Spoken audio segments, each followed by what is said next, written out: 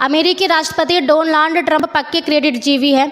Operation सिंदूर पर cease fire का राग अलापा है। जब भी मौका मिलता है भारत पाक सीज फायर का क्रेडिट लेने से नहीं चूकते। एक बार फिर उन्होंने भारत पाकिस्तान के बीच सीज फायर का क्रेडिट लिया है। इसके लिए उन्होंने एक झूठा बहाना भी बनाया है।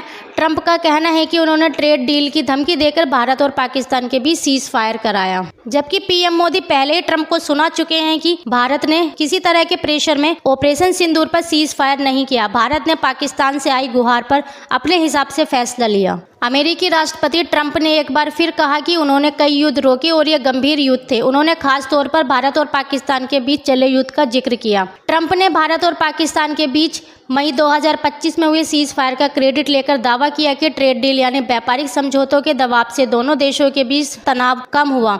उन्होंने 5 फाइटर जेट हिट होने का भी दावा किया। ट्रंप ने कहा कि हम इसे ट्रेड डील के जरिए सुलझा पाए। भारत और पाकिस्तान न्यूक्लियर अटैक पर उतारू थे। तनाव बढ़ता ही जा रहा था। हमने इसे ट्रेड के माध्यम से हल किया। हमने कहा कि आप लोग एक ट्रेड डील करना चाहते हैं, अगर आप लोग जंग नहीं रोकेंगे तो हम ट्रेड डील नहीं करेंगे। हालांकि भारत शुरू से ट्रंप के इस दावे को सिरे से खारिज करता रहा है। पीएम मोदी से लेकर एस जयशंकर अमेरिका को खूब सुना भी चुके हैं।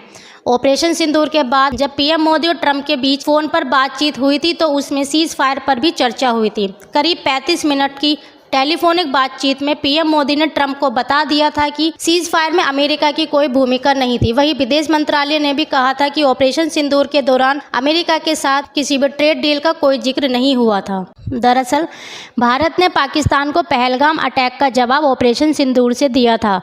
ऑपरेशन सिंदूर के तहत भारत ने पाकिस्तान और उसके कब्जे वाले कश्मीर में बमबारी की थी। भारत ने ब्रह्मोस मिसाइल से लश्कर और जैश-ए-मोहम्मद के आतंकी ठिकानों को तबाह किया था। ऑपरेशन सिंदूर से पाकिस्तान के 9 प्रमुख एयरबेस को भारी नुकसान पहुंचा था। भारत ने तो उसके न्यूक्लियर ठिकानों पर अटैक करने की ठान ली थी। तभी पाकिस्तान ने ISPR के जरिए सीज फायर की गुहार लगाई थी।